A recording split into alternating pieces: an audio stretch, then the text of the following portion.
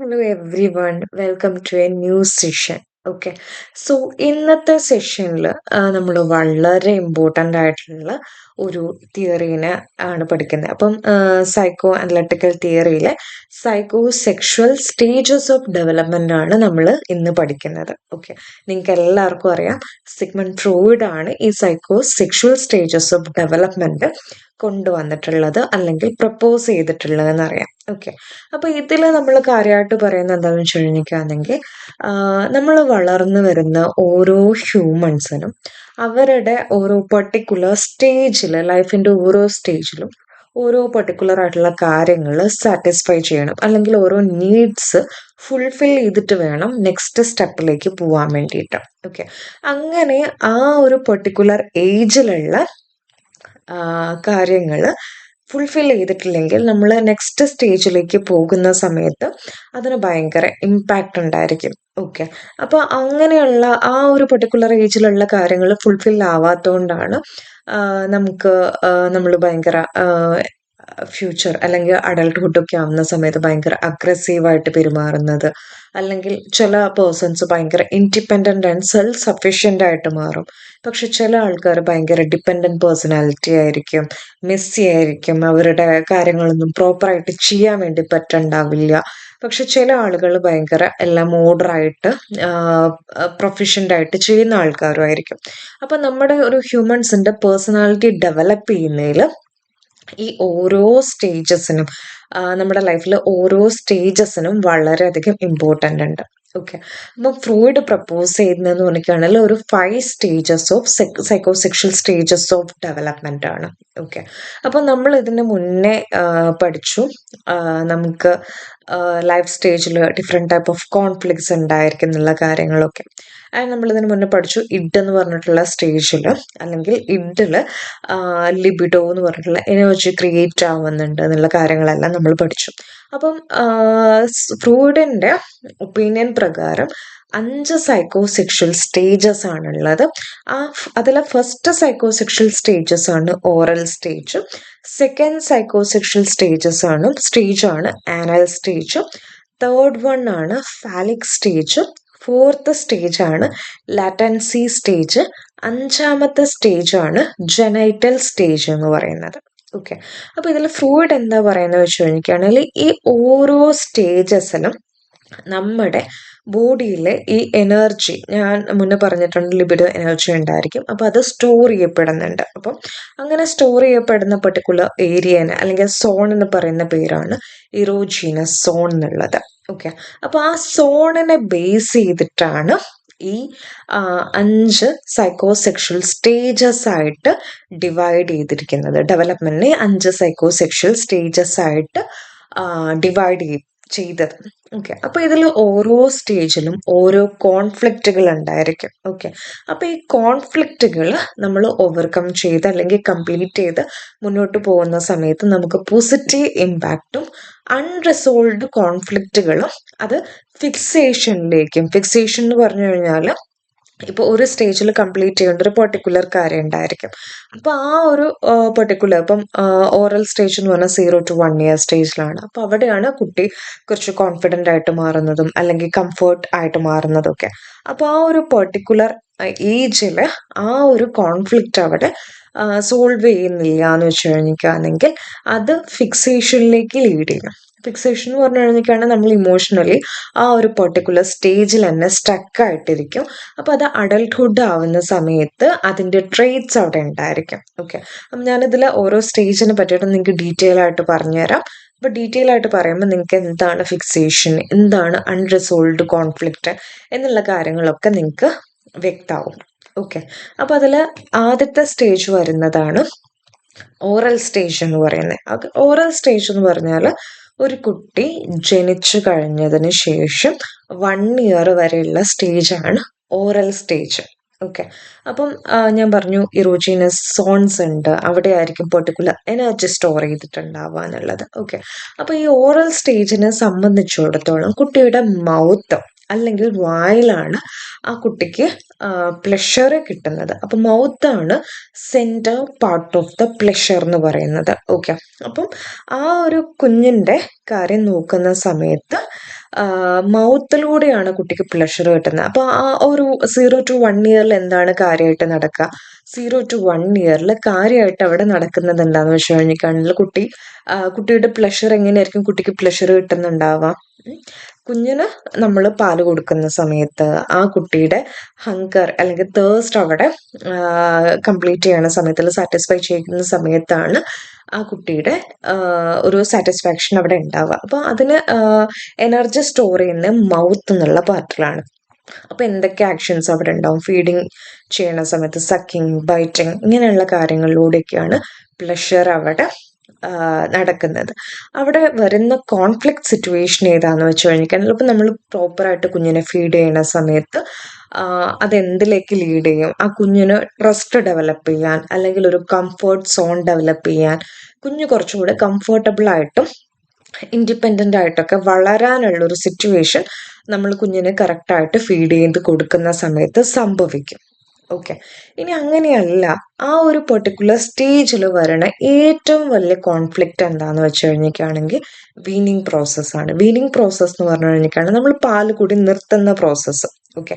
അപ്പം അതിന് എന്തൊക്കെയാണ് നമ്മൾ ചെയ്യുക? ഒന്നെങ്കിൽ നമ്മൾ നിർബന്ധിച്ച് കുട്ടീനെ വളരെ ഏർലി, ഇപ്പം നമ്മൾ പാല് കൊടുക്കുന്ന ആ ഒരു 0 to 1 ഇയറിന് മുന്നേ തന്നെ പാല് കൂടി നിർത്താൻ വേണ്ടി ട്രൈ ചെയ്യുകയാണ്. അപ്പോൾ ഭയങ്കര ഏർലി സ്റ്റേജിൽ പാല് കൂടി നിർത്താൻ വേണ്ടി ട്രൈ ചെയ്യണ സമയത്ത് അത് കുഞ്ഞിൻ്റെ ട്രസ്റ്റിനെ അഫക്റ്റ് ചെയ്യും. കുട്ടീനെ ഭയങ്കര അഗ്രസീവ് പേഴ്സണാലിറ്റി ഉള്ള ആൾക്കാരായിട്ട് കുട്ടി മാറും. ഓക്കെ. അതുപോലെ നമ്മൾ കുഞ്ഞിനതിന് മുന്നേ തന്നെ കുറേ കുഞ്ഞിന് വേണ്ട സമയത്തെല്ലാം പാല് കൊടുത്തുകൊണ്ടിരിക്കുകയാണ്. അങ്ങനെ ചെയ്യണ സമയത്ത് ആ കുട്ടി വളരെയധികം ഡിപ്പെൻഡൻ്റ് ആവാനും തുടങ്ങും. അപ്പോൾ എപ്പോഴും പാല് തന്നെയാണ് കൊടുക്കുന്നത് വെച്ച് കഴിഞ്ഞിട്ടാണ് കുഞ്ഞ് ഡിപ്പെൻഡൻ്റ് ആവാനും തുടങ്ങും. നമ്മൾ ഏർലി സ്റ്റേജിൽ കുഞ്ഞിൻ്റെ പാല് കൂടി നിർത്തുവാണെങ്കിൽ കുട്ടി അഗ്രസീവ് ആവാനുള്ള ചാൻസസ് കൂടുതലാണ്. ഓക്കെ. അപ്പം നിങ്ങൾക്ക് ഈ ഓറൽ സ്റ്റേജ് കംപ്ലീറ്റ്ലി മനസ്സിലായിട്ടുണ്ടാവും എന്ന് വിചാരിക്കുന്നു. അപ്പം ഞാൻ ഇതിൽ പറഞ്ഞെന്ന് വെച്ച് കഴിഞ്ഞിട്ടാണെങ്കിൽ ഇത് മൗത്താണ് പ്ലഷർ സെൻറ്റർ എന്ന് പറയുന്നത്. അപ്പോൾ അവിടെ കുഞ്ഞിന് നമ്മൾ പ്രോപ്പറായിട്ട് ഫീഡിങ് ചെയ്യണ സമയത്ത് ആ കുട്ടി കംഫർട്ടബിൾ ആയിരിക്കും. അതുപോലെ തന്നെ ട്രസ്റ്റ് ബിൽഡ് ചെയ്യാനൊക്കെ ഹെൽപ്പ് ചെയ്യും. ആ സ്റ്റേജിൽ വരുന്ന കോൺഫ്ലിക്റ്റ് ആണ് വീനിങ് പ്രോസസ്സ് എന്ന് പറയുന്നത്. വീനിങ് എന്ന് പറഞ്ഞു കഴിഞ്ഞിട്ടാണെങ്കിൽ പാലുകൂടി നിർത്തുന്ന പ്രോസസ്സ്. ഓക്കെ. അപ്പോൾ ഇങ്ങനെ പാലുകൂടി നിർത്തുന്ന പ്രോസസ്സിലൂടെ കുഞ്ഞിനവിടെ ഉണ്ടാവുന്ന കുഴപ്പമെന്ന് പറഞ്ഞു കഴിഞ്ഞിട്ടാണെങ്കിൽ നമുക്ക് രണ്ട് രീതിയിൽ കാര്യങ്ങൾ ചെയ്യാം. ഒന്ന് പറഞ്ഞു കഴിഞ്ഞാൽ ഏർലി സ്റ്റേജിൽ തന്നെ നിർബന്ധിച്ച് പാലുകൂടി നിർത്താം. അങ്ങനെയാണെങ്കിൽ കുട്ടി കുറച്ചുകൂടെ അഗ്രസീവായിട്ട് മാറും. അല്ല, നമ്മൾ കംപ്ലീറ്റ്ലി കുട്ടിക്ക് വേറെ ഫുഡൊന്നും കൊടുക്കാതെ അങ്ങനെ നമ്മൾ ഓരോ പെർട്ടിക്കുലർ ഏജിൽ, ഇപ്പോൾ 1 ഇയറിനുള്ളിൽ തന്നെ നമ്മൾ കുഞ്ഞിന് പാല് മാത്രമല്ല വേറെ പലതും കൊടുത്തു തുടങ്ങും. അപ്പോൾ ആ ടൈമിൽ ഒന്നും കൊടുക്കാതെ പാല് മാത്രമാണ് നമ്മൾ കണ്ടിന്യൂ ചെയ്യണമെന്ന് വെച്ച് കഴിഞ്ഞിട്ടാണെങ്കിൽ കുഞ്ഞ് ഡിപ്പെൻഡൻറ്റ് പേഴ്സണാലിറ്റി ട്രെയിറ്റ് ഉണ്ടാവാനുള്ള സാധ്യതയും കൂടുതലാണെന്നാണ് പറയുന്നത്. ഓക്കെ. അപ്പോൾ ഇതിൽ വരുന്ന ഫിക്സേഷൻ എന്താണെന്ന് വെച്ച് കഴിഞ്ഞിട്ടാണെങ്കിൽ കുഞ്ഞ് ഈ ഒരു ഇമോഷണലി ആ ഒരു ഓറൽ സ്റ്റേജിൽ തന്നെ സ്ട്രക്കായിട്ട് നിന്നു പോകാനുള്ള സാധ്യത ഇവിടെ കൂടുതലാണ്. ഓറലി ഈ സ്റ്റേജിൽ നിന്നു പോകാനുള്ള സാധ്യത കൂടുതലാണ്. അപ്പം അതിൻ്റെ ആഫ്റ്റർ ഇഫക്റ്റ് ആയിട്ട് കുഞ്ഞിന് നെയിൽ ബൈറ്റിങ്, അപ്പോൾ അത് വലുതാവുന്ന സമയത്തും നെയിൽ ബൈറ്റിങ് ഉണ്ടായിരിക്കും. പിന്നെ ഓവർ ഈറ്റിങ്, ഫുഡ് ഒരുപാട് കഴിക്കാനുള്ള, എന്തെങ്കിലും എപ്പോഴും സക്ക് ചെയ്തുകൊണ്ടിരിക്കാൻ, കുടിച്ചുകൊണ്ടിരിക്കാൻ, smoking tendencies, bubble gum use ചെയ്യാനുള്ള ടെൻഡൻസീസ്, ഇതൊക്കെ ഉണ്ടാവും. അപ്പോൾ ആ ഫിക്സേഷനിൽ വരുന്ന ബിഹേവിയർ ആണ് ഈ നെയിൽ ബൈറ്റിങ്ങും ഓവർ ഈറ്റിങ്ങും സ്മോക്കിങ്ങും ബബിൾ കം ചൂ ചെയ്യാൻ നോക്കുക. അപ്പോൾ അവരുടെ മൗത്ത് പിന്നെ ഇവർ യൂസ് ചെയ്തുകൊണ്ടേ ആയിരിക്കും. ആ ഒരു പെർട്ടിക്കുലർ ഓറൽ സ്റ്റേജിൽ ആ ഒരു കോൺഫ്ലിക്റ്റ് അവിടെ പ്രോപ്പറായിട്ട് റിസോൾവ് ആവാത്തതുകൊണ്ടാണ് ഫിക്സേഷൻ ഉണ്ടാവുന്നത്. ഫിക്സേഷൻ കാരണമാണ് ഈ നെയിൽ ബൈറ്റിങ്, ബബിൾ കം ചൂ ചെയ്യുന്നത്, അതുപോലെ തന്നെ സ്മോക്ക് ചെയ്യുന്ന ബിഹേവിയർ എല്ലാം ഉണ്ടാവുന്നത്. ഓക്കെ. ഇനി നമ്മൾ പഠിക്കാൻ വേണ്ടി പോകുന്നത് രണ്ടാമത്തെ സ്റ്റേജാണ്. രണ്ടാമത്തെ സ്റ്റേജ് എന്ന് പറഞ്ഞു കഴിഞ്ഞാൽ അത് ആനൽ സ്റ്റേജ് ആണ്. ഓക്കെ. അപ്പോൾ ഈ ആനൽ സ്റ്റേജ് എന്ന് പറഞ്ഞു കഴിഞ്ഞാൽ അതിൽ 1 to 3 ഇയറിലാണ് ആനൽ സ്റ്റേജ് ഉണ്ടാവുന്നത്. അപ്പം ഇതിൻ്റെ ഇറോജീനസ് സോൺ എന്ന് പറഞ്ഞാൽ അല്ലെ energy concentrated energy stored centre എന്ന് പറഞ്ഞു കഴിഞ്ഞിട്ടാണെങ്കിൽ അത് കുട്ടിയുടെ ആനസ് ആണ്, അല്ലെങ്കിൽ മലദ്വാരം എന്ന് പറയാം. അപ്പോൾ അവിടെ മെയിൻ ആയിട്ട് അവർക്ക് ബവൽ മൂവ്മെന്റ് കൺട്രോൾ ചെയ്യാനുള്ളത്, അതുപോലെ തന്നെ ബ്ലാഡർ മൂവ്മെന്റ്, മൂത്രസഞ്ചിയുടെ അതുപോലെ തന്നെ ബവൽ മൂവ്മെന്റ് ഒക്കെ കൺട്രോൾ ചെയ്യാനുള്ള bowel control bowel movement control അല്ല, ബവൽ കൺട്രോളും അതുപോലെ തന്നെ ബ്ലാഡർ കൺട്രോളും ആണ് അവർ ഫോക്കസ് ചെയ്യുന്നുണ്ടാവും. അപ്പോൾ അവർക്ക് ഇതെല്ലാം പിടിച്ചു വെക്കാൻ, അവരുടെ പൊട്ടി, യൂറിൻ ഇതൊക്കെ പിടിച്ചു വെക്കാനുള്ള ടെൻഡൻസി ആയിരിക്കും കൂടുതൽ ഉണ്ടാവാം. ഓക്കെ, അപ്പോൾ ഈ ഒരു പെർട്ടിക്കുലർ ഏജിൽ വരുന്ന കോൺഫ്ലിക്റ്റ് എന്ന് പറഞ്ഞു കഴിഞ്ഞിട്ടാണെങ്കിൽ ടോയ്ലറ്റ് ട്രെയിനിങ് ആണ്. ഓക്കെ, അപ്പോൾ ടോയ്ലറ്റ് ട്രെയിനിങ്ങിൽ തന്നെ നമുക്ക് പല രീതിയിലും ട്രെയിൻ ചെയ്യിപ്പിക്കാം. അപ്പോൾ കുഞ്ഞ് പ്രോപ്പറായിട്ട് അത് എക്സ്ക്രീഷൻ ചെയ്യുന്നുണ്ടെങ്കിൽ നമുക്ക് പ്രൈസ് ചെയ്യാം, റിവാർഡ് കൊടുക്കാം, നന്നായിട്ടുണ്ട് എന്ന് പറയാം, ഇങ്ങനെ ചെയ്യണം, ഓക്കെ, ഇങ്ങനെയുള്ള കാര്യങ്ങളെല്ലാം നമുക്ക് നന്നായിട്ടുണ്ട് എന്നല്ല, നമുക്ക് കുഞ്ഞിൻ്റെ അടുത്ത് പറയാം, ഓക്കെ ഇങ്ങനെയാണ് ചെയ്യേണ്ടത്, ഇത് പ്രാക്ടീസ് ചെയ്യണം എന്നുള്ള കാര്യങ്ങളൊക്കെ പറഞ്ഞ് മനസ്സിലാക്കി കൊടുക്കാം. ഓക്കെ, ഇനി അത് പ്രോപ്പറായിട്ട് ചെയ്യണില്ല, അല്ലെങ്കിൽ നമ്മൾ കുഞ്ഞിനെ നിർബന്ധിച്ചാണ് ഈ ടോയ്ലറ്റിൽ പോകാൻ വേണ്ടിയിട്ടൊക്കെ നിർബന്ധിച്ചിട്ടാണ് ഓരോന്നും ചെയ്യിപ്പിക്കണമെന്ന് വിശ്വസിക്കുകയാണ്, കുട്ടി എന്തായിട്ട് മാറും? ആനൽ റിട്ടൻറ്റീവ് പേഴ്സണാലിറ്റി ആയിട്ട് മാറും. അപ്പോൾ അവിടെ നിന്ന് നോക്കുകയാണെങ്കിൽ കുട്ടിയുടെ ഒരു പേഴ്സണാലിറ്റിയിൽ എങ്ങനെയാ ഒബ്സസീവ് കമ്പൽഷൻ, റിജിഡിറ്റി, ഇങ്ങനെയുള്ള കാര്യങ്ങളൊക്കെ ഉണ്ടാവും. ഓക്കെ, ഇനി നമ്മൾ ടൂ ഈസി ആയിട്ട് കുഞ്ഞിനെ ഒന്നും ചെയ്യിപ്പിക്കണില്ല, കുഞ്ഞെന്ത് വേണേലും ചെയ്തോട്ടെ, എവിടെ വേണേലും മൂത്രമൊഴിച്ചോട്ടെ, അല്ലെങ്കിൽ എവിടെ വേണേലും എക്സ്ക്രീറ്റ് ചെയ്തോട്ടെ, അങ്ങനെയുള്ള ഒരു രീതിയിലാണ് നമ്മൾ പാരന്റിങ് ചെയ്യണമെന്ന് വെച്ച് കഴിഞ്ഞിട്ടാണെങ്കിൽ കുഞ്ഞിനുണ്ടാവുന്നത് ആനൽ എക്സ്പ്ലോസീവ് പേഴ്സണാലിറ്റിയാണ്. അപ്പോൾ കുട്ടിയുടെ ബിഹേവിയർ എങ്ങനെയായിട്ട് മാറും ഫ്യൂച്ചറിലേക്ക്?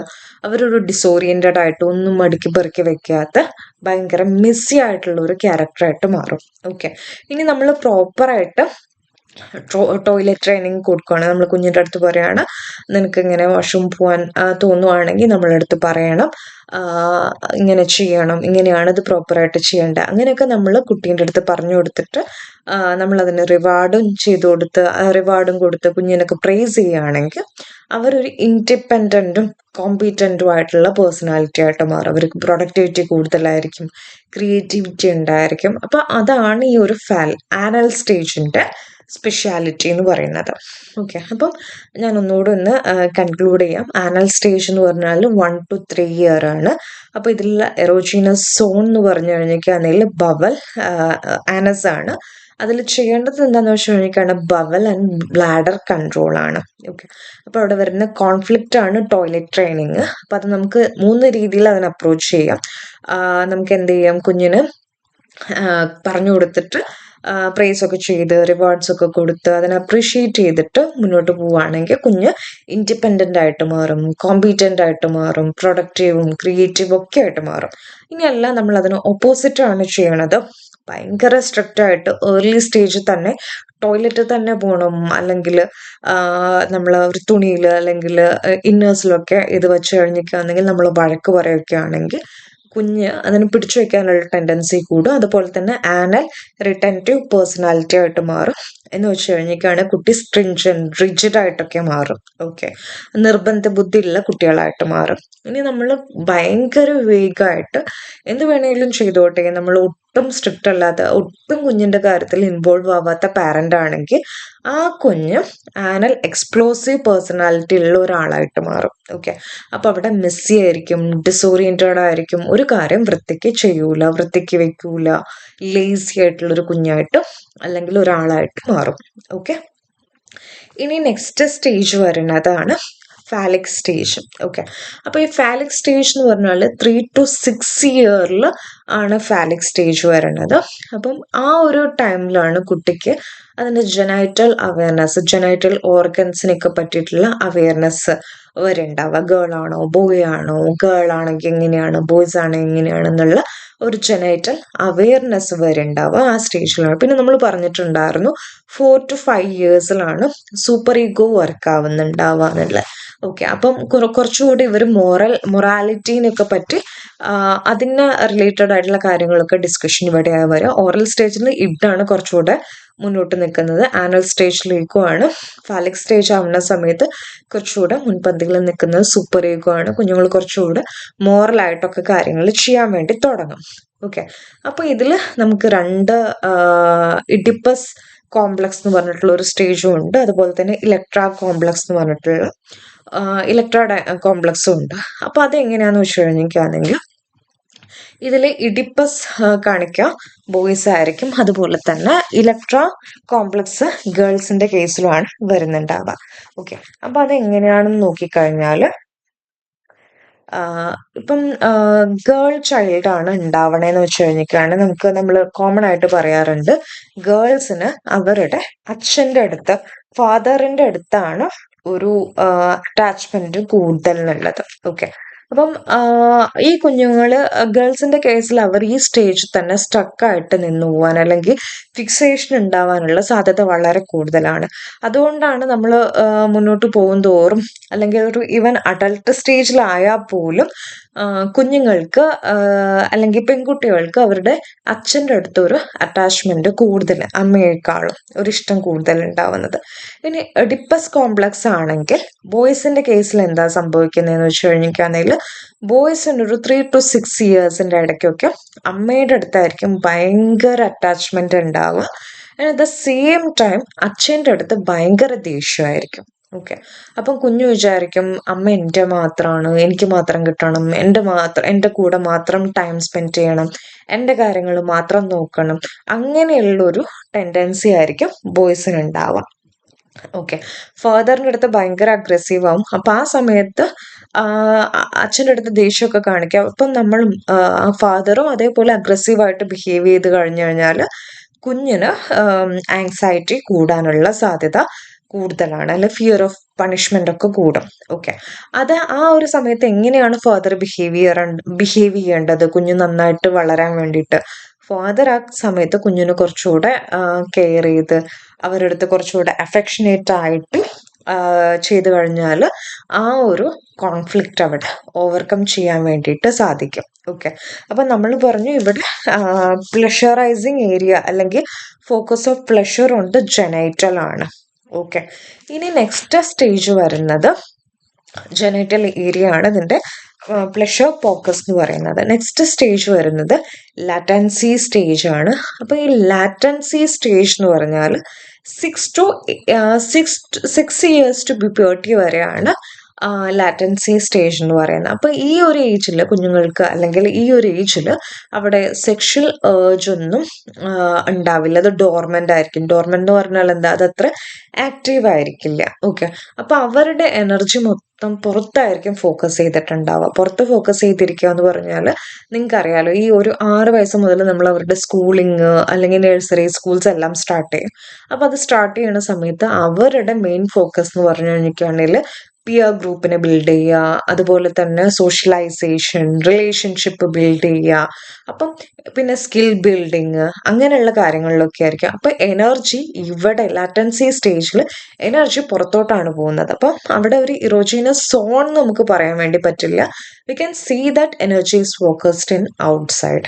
ഓക്കെ, അവിടെ സെക്ഷൽ എർജ് എല്ലാം ഡോർമെന്റ് ആയിരിക്കും. അപ്പം അവർ കൂടുതൽ ഫോക്കസ് ചെയ്യുന്നുണ്ടാവുക സ്കിൽസിന്റെ മുകളിലും സോഷ്യൽ റിലേഷൻഷിപ്പിന്റെ മുകളിലും റിലേഷൻഷിപ്പ് ബിൽഡിങ്ങിന്റെ മുകളിലും ഒക്കെ ആയിരിക്കും. ഓക്കെ, അപ്പൊ നമ്മൾ പറഞ്ഞു ഇവിടെ 4 to 5 ഇയേഴ്സ് ആവുന്ന സമയത്ത് സൂപ്പർ ഈഗോ ഉണ്ടായിരിക്കുന്നത്.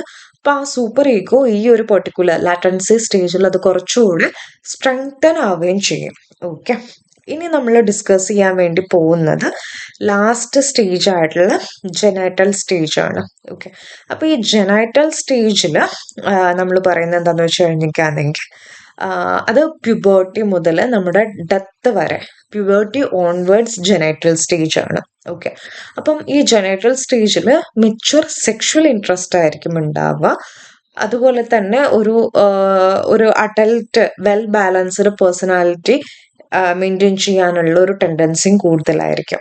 ഓക്കെ, മെച്യൂർ സെൽഫ് ഇൻട്രസ്റ്റ് ആയിരിക്കും. അപ്പം നമ്മൾ ഇത്രയും സ്റ്റേജിലൊക്കെ നന്നായിട്ട് പ്രോപ്പറായിട്ട് നമ്മുടെ കോൺഫ്ലിക്ട്സ് എല്ലാം റിസോൾവ് ചെയ്തിട്ട് മുന്നോട്ട് പോവുകയാണെങ്കിൽ ഇവിടെ ഈ ജെനൈറ്റൽ സ്റ്റേജ് ആവുന്ന സമയത്ത് അല്ലെങ്കിൽ പ്യൂബർട്ടി ഓൺവേർഡ്സ് എന്തായിരിക്കും, അവരൊരു മെച്യൂർഡ് ആയിട്ടുള്ള വെൽ ബാലൻസ്ഡ് ആയിട്ടുള്ള പേഴ്സൺ ആയിരിക്കും. ഓക്കെ, ഇനി ഈ ഒരു പെർട്ടിക്കുലർ സ്റ്റേജിൽ അൺറിസോൾവ്ഡ് ഇഷ്യൂസ് ഉണ്ട് പ്രീവിയസ് സ്റ്റേജസിൽ എന്ന് വിചാരിക്കുക. അങ്ങനെ ഉണ്ടെങ്കിൽ അവിടെ റിലേഷൻഷിപ്പ് ബിൽഡിങ് എല്ലാം ഡിഫിക്കൽട്ട് ആയിരിക്കും. അപ്പം ഞാൻ പറഞ്ഞിട്ടുണ്ട് ഫിക്സേഷൻസ് പലതരത്തിലുണ്ട്. അപ്പം ആ ഫിക്സേഷൻസിൻ്റെ ഒക്കെ ഇമ്പാക്റ്റ് ഉണ്ടാവുക ഈ ജെനൈറ്റൽ സ്റ്റേജിനും ആയിരിക്കും. ഓക്കെ, അപ്പം നമ്മൾ ഇന്ന് പഠിച്ചത് എന്തൊക്കെയാണെന്ന് വെച്ച് കഴിഞ്ഞിരിക്കുകയാണെങ്കിൽ സൈക്കോസെക്ഷൽ സ്റ്റേജസ് ഓഫ് ഡെവലപ്മെൻ്റ് ആണ്. അപ്പോൾ ആ സൈക്കോസെക്ഷൽ സ്റ്റേജസ് ഓഫ് ഡെവലപ്മെൻറ്റിൽ oral, anal, phallic, latency and genital stages, ഇത്രയും സ്റ്റേജസ് 5 സ്റ്റേജസ് ആണ് വരുന്നത്. ഓക്കെ, സോ പിന്നെ ഇതിൽ ഈ ഒരു തിയറി പ്രപ്പോസ് ചെയ്തതിന് ശേഷം ഇതിന് അഗെയിൻസ്റ്റ് ആയിട്ട് ഒരുപാട് കോൺട്രവേഴ്സീസ്, ക്രിറ്റിസിസംസ് ഒക്കെ വന്നു. അപ്പോൾ ആ ക്രിറ്റിസിസംസ് പറഞ്ഞു എന്താണെന്ന് വെച്ച് കഴിഞ്ഞാൽ നമ്മൾ പറഞ്ഞു ഫാലിക് സ്റ്റേജിൽ ഇഡിപ്പസ് കോംപ്ലക്സും ഇലക്ട്ര കോംപ്ലക്സും ഉണ്ട്. ഓക്കെ, അപ്പോൾ ഇവിടെ ഗേൾസിനെയും ബോയ്സിനാണ് മെയിനായിട്ട് കോൺസെൻട്രേറ്റ് ചെയ്തിരിക്കുന്നത്. അതല്ലാത്ത പല ഈ ഹോമോസെക്ഷൽ ആയിട്ടുള്ള ആൾക്കാർ, അങ്ങനെയുള്ള കാര്യങ്ങളൊക്കെ അതിൽ വരുന്നുണ്ട്. അപ്പോൾ ഇവർക്കൊക്കെ ആരുടെ അടുത്തായിരിക്കും ഇൻട്രസ്റ്റ് കൂടുതലുണ്ടാവുക? ആ കാര്യങ്ങളൊന്നും ഈ ഒരു ഇത് വെച്ചിട്ട് നമുക്ക് എക്സ്പ്ലെയിൻ ചെയ്യാൻ വേണ്ടി പറ്റൂല. പിന്നെന്ന് പറഞ്ഞു കഴിഞ്ഞാൽ ഇതൊക്കെ ഫ്രൂയിഡ് കേസ് സ്റ്റഡീസ് വെച്ചിട്ടാണ്, അതുപോലെ തന്നെ എക്സാമ്പിൾസ് വെച്ചിട്ടാണ് ഇതെല്ലാം ഈ തിയറിയിലേക്ക് അല്ലെങ്കിൽ ഈ കൺക്ലൂഷനിലേക്ക് എത്തിയിട്ടുള്ളത്. അവിടെ ഒരു എംപെരിക്കൽ ഡേറ്റ അല്ലെങ്കിൽ ഒരു ടെസ്റ്റ് കണ്ടക്ട് ചെയ്തിട്ട് ഡേറ്റ എടുത്തിട്ട് അങ്ങനെ ഒരു ഡേറ്റ കളക്ഷൻസ് എല്ലാം എംപെരിക്കലി ടെസ്റ്റ് ചെയ്തിട്ടില്ല. അപ്പം അത് രണ്ടുമാണ് മെയിനായിട്ടുള്ള ഒരു ക്രിറ്റിസിസം ആയിട്ട് വന്നത് ഈ ഒരു പെർട്ടിക്കുലർ സൈക്കോസെക്ഷൽ സ്റ്റേജസ് ഓഫ് ഡെവലപ്മെൻറ്റിൽ. ഓക്കെ, അപ്പം നിങ്ങളൊരു കാര്യം ചെയ്യുക, ഈ സൈക്കോസെക്ഷൽ സ്റ്റേജസ് പഠിക്കുക. ഇത് കഴിഞ്ഞിട്ട് നമ്മൾ നെക്സ്റ്റ് ഡിസ്കസ് ചെയ്യാൻ വേണ്ടി പോകുന്നത് ഡെനിയൽ മെക്കാനിസംസ് ആണ്, ഈഗോ ഡെനിയൽ മെക്കാനിസംസ് ആണ്. അത് നമ്മളൊരു വീഡിയോ ആയിട്ട് ചെയ്യും. ബിക്കോസ് ഇത് വളരെ ഇമ്പോർട്ടൻറ്റ് ടോപ്പിക്കാണ്, അതുപോലെ തന്നെ ഇത് ലെങ്തി ടോപ്പിക്കാണ്. അതുകൊണ്ടാണ് ഈ ഒരു വീഡിയോയിൽ നമ്മൾ ഇത് മാത്രം ഇൻക്ലൂഡ് ചെയ്യിപ്പിച്ചത്. അപ്പോൾ ഇതൊക്കെ നിങ്ങൾ നോട്ട് ഉണ്ടാക്കി വെക്കുക ആൻഡ് ഇത് റിവൈസ് ചെയ്ത് നോക്കുക ഇടയ്ക്ക്. ഓക്കെ, പിന്നെ ഇത് കുറച്ചുകൂടെ ഡീറ്റെയിൽ ആയിട്ട് പറഞ്ഞുകൊണ്ട് നിങ്ങൾക്ക് അത് ക്യാച്ച് ചെയ്യാൻ പറ്റിയിട്ടുണ്ടാവും എന്ന് വിചാരിക്കുന്നു. ഇനി ഇതിൽ എന്തെങ്കിലും ഡൗട്ട്സ് ഉണ്ടെങ്കിൽ നിങ്ങൾക്ക് അത് കമൻറ്റ് ബോക്സിൽ മെൻഷൻ ചെയ്താൽ മതി. നമ്മുടെ ക്വസ്റ്റ്യൻസ് എല്ലാം നമ്മൾ ഇടുന്നുണ്ടാവും വാട്സപ്പ് ഗ്രൂപ്പിലായിരിക്കും. വാട്സപ്പ് ഗ്രൂപ്പിൻ്റെ ലിങ്കും ഞാൻ കമൻറ്റ് ബോക്സിൽ കൊടുക്കാം. ഓക്കെ, സോ അപ്പം we can see in next video.